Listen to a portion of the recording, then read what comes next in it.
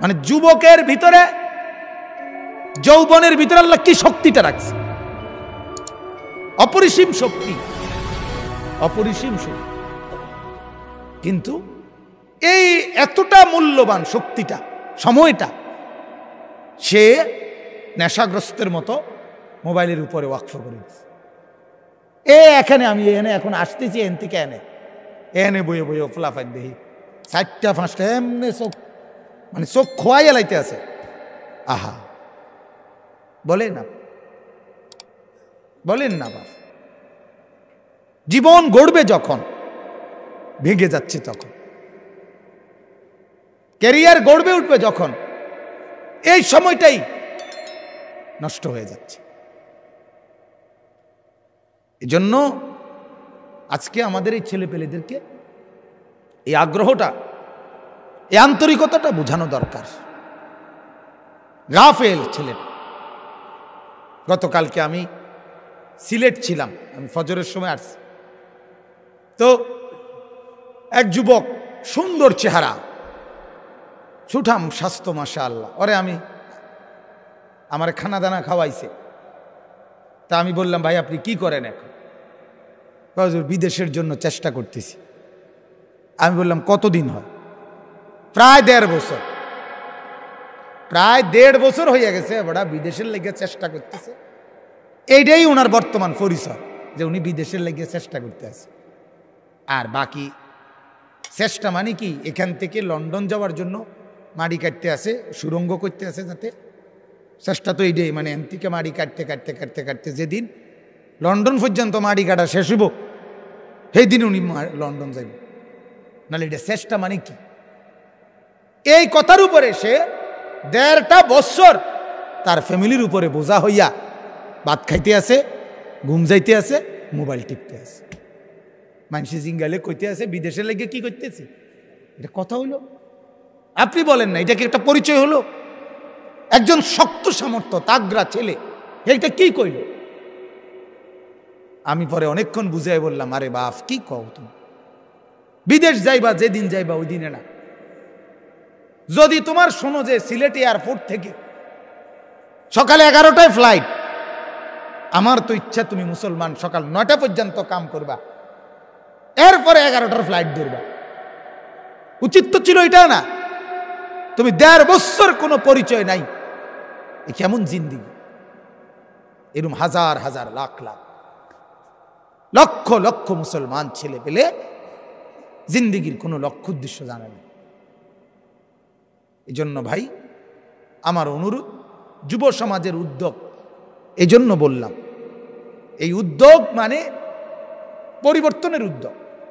যুবক মানেই ইনকিলাব, যৌবন মানেই পরিবর্তন, যৌবন মানেই নতুন জোয়ার, যৌবন মানেই কিছু করা, কিছু করা। এজন্য যুবক ইচ্ছা করলে একটা সমাজের প্রত্যেক ঘরে ঘরে নেশার দ্রব্য চেষ্টা করলে পৌঁছাইতে পারে। যুবকরা আবার চেষ্টা করলে প্রত্যেক ঘরে ঘরে মুসলমানের সন্তানদেরকে নামাজিও বানাইতে পারে। এটা সম্ভব। আল্লাহ তাআলা কোরআনুল কারীমের মধ্যে আসহাবে কাহাফ, ওই গুহার যুবক যারা গুহার মধ্যে ঘুমাইছিল, শুনছেন না আপনারা এই ঘটনা?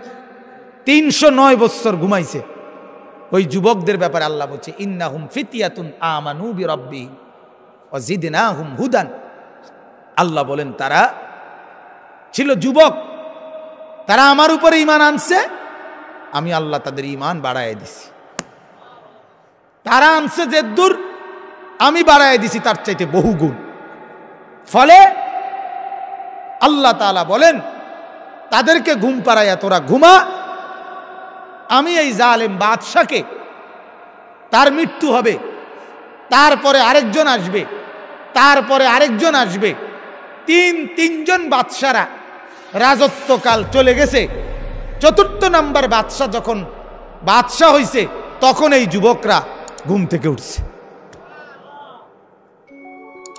আল্লাহ তাআলা বলছে, জমিন পবিত্র বাদশা দিয়ে তো করে ঘুমের তো তোদেরকে আমি রক্ষা করব। এজন্য আমার অনুরোধ, আমরা প্রত্যেকেই ভাইয়া এই ফিকির করো, যারাই শুনছ এতক্ষণ কেন শুনছিলাম, এবং নিজের মধ্যে যোগ বিয়োগ মিলাও। ইসলামের পথে উপকার কি, ইসলামবিহীন ক্ষতিটা কি, আমার জিন্দিগি সুন্দরভাবে এগুচ্ছে কিনা, আমার জীবনের একটা পরিচয় কি, আমি কি পরিচয়ে দাঁড়াইতেছি, বড় হইতেছি, সমাজে আমার অবস্থান কি হচ্ছে। যে ছেলেটা একটা ওয়াক্ত নামাজ পড়ে না, সমাজে তার মর্যাদাটা কি? যে ছেলেটা নারীর পিছনে মেয়ের পিছনে ঘোরে, সমাজে তার অবস্থানটা কি? এই 2-4 জন বন্ধু একত্রে, এদের একজনের কাছে আরেকজনের কদর, এটা দিয়ে তো হইল না। সমাজ আমাকে কি চোখে দেখে, মহল্লাবাসী আমাকে কি চোখে দেখে, এটা তো আন্দাজ করা যায়, বোঝা যায়। এজন্য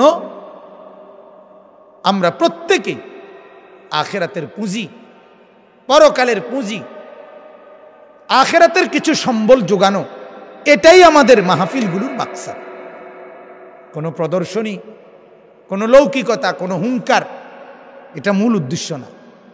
মূল উদ্দেশ্য আল্লাহর সাথে জুড়ে দেওয়া, মূল উদ্দেশ্য আখিরাত টার্গেট বানায় দেওয়া, মূল উদ্দেশ্য জান্নাতের পথ চোখের সামনে খুলে দেওয়া।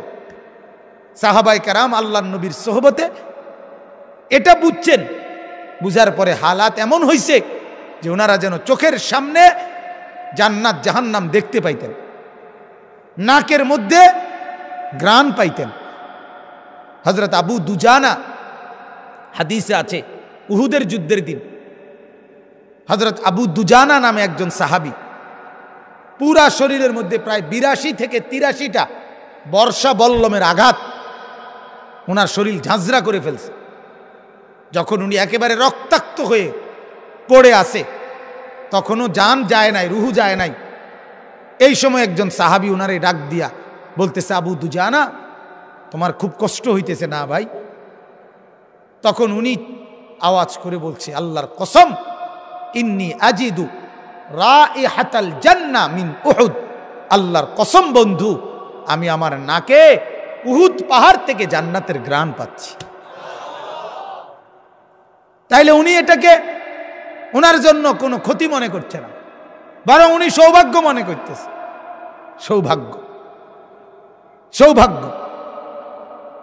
সাহাবায়ে কেরাম এভাবে যেন দেখতেন।